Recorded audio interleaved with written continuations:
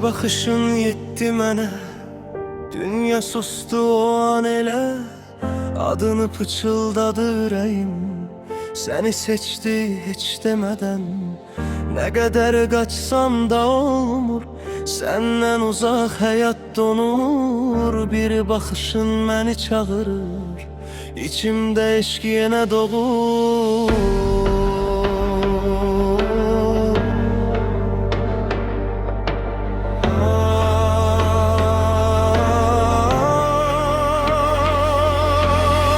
Gözlerinde ittim yolumu unuttum,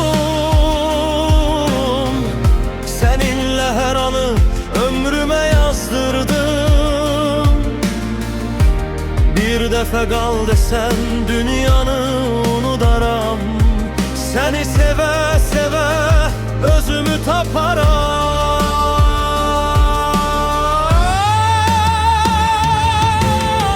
Gözlerinde ittim, çıkmak istemirəm.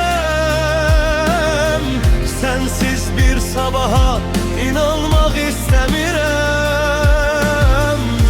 Adın yüreğimde sonsuz bir nəğmədir. Sevgimiz belki de ebedi tale yazısıdır.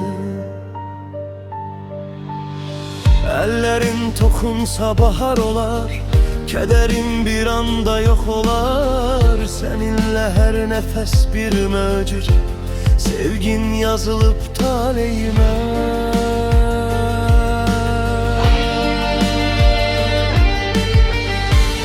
Eğer bir gün yollar ayrılsa bile adın qalar bütün dualarımda.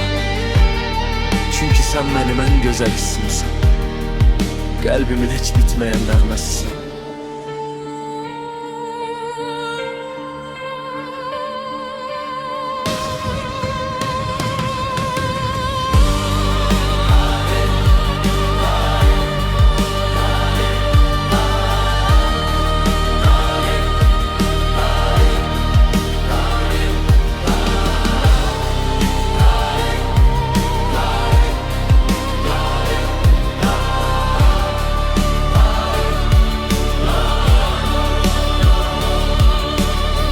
Gözlerinde ittim, koy ele de kalım. Senin sevginle her gün yeniden doğulum. Bu mahnı seni taparsa bir gün, bil ki yüreğim həmişə senin içindir.